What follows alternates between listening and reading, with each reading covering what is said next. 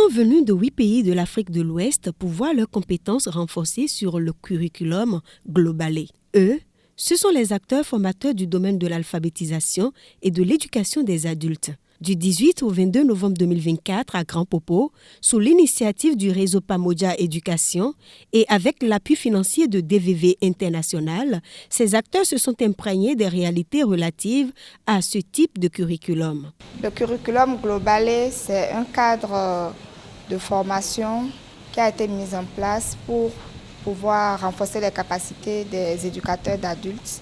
Et ce cadre de formation d'éducation des adultes a été conçu par une collaboration entre plusieurs partenaires, dont l'Institut de l'UNESCO pour l'apprentissage tout au long de la vie, DVV International, l'Institut de coopération allemande pour l'éducation des adultes et le Conseil international pour l'éducation des adultes, ICAE.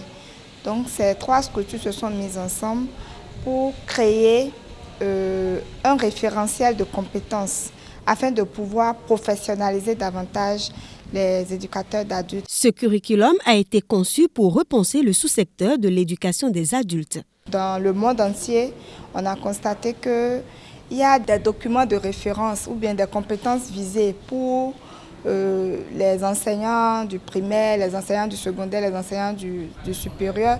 Mais ceux qui gèrent la question de l'éducation des adultes, on a constaté qu'il y a un vide. Donc c'est pourquoi le curriculum Globalé a été conçu pour pouvoir combler le gap et pouvoir aider ces acteurs-là à être plus outillés afin de pouvoir contribuer à une meilleure qualité de l'éducation des adultes dans le monde. Les communications déroulées par l'experte formatrice Katarina Popovic se sont focalisées sur le module 1 de ce curriculum, assez sur la base de l'apprentissage et de l'éducation des adultes. 6% pour l'éducation, maintenant des 6% pour l'éducation, 6% de ces 6% doivent aller pour l'éducation des adultes. Je ne sais pas si vous avez compris. Des 6% pour l'éducation générale, du budget de l'éducation, 6% de ces 6% doivent aller pour l'éducation. Mais si on peut arriver à 4%, c'est déjà... Ces communications ont permis aux participants d'appréhender plusieurs notions relatives à l'éducation des adultes. Et donc nous avons retenu d'énormes thématiques sur le plan de la politique d'éducation dans nos pays qui ont un petit retard. Donc nous avons besoin de connecter nos éducations dans une synergie pour pouvoir, si vous voulez, attaquer le monde, affronter le monde, les défis majeurs qui nous attendent pour le développement. Donc c'est en ce sens que nous sommes satisfaits donc, de cette formation, qui est vraiment une formation très, très enrichissante. La formation a été très riche.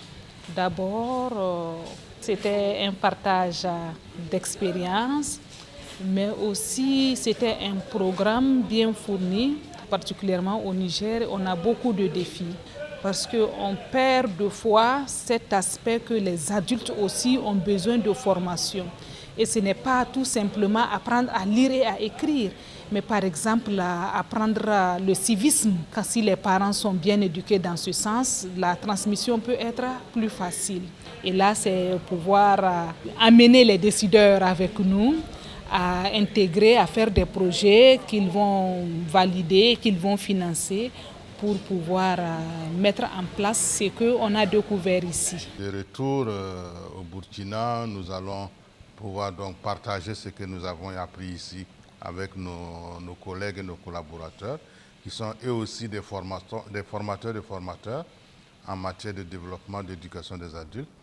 Et nous allons faire en sorte de pouvoir prendre en compte les contenus d'enseignement de cette formation-là dans les licences et les masters que nous délivrons donc à nos professionnels adultes qui sont en formation à l'université. Il faut préciser que le curriculum Globalé est subdivisé en 6 différents modules. La présente formation s'est assise sur le module 1.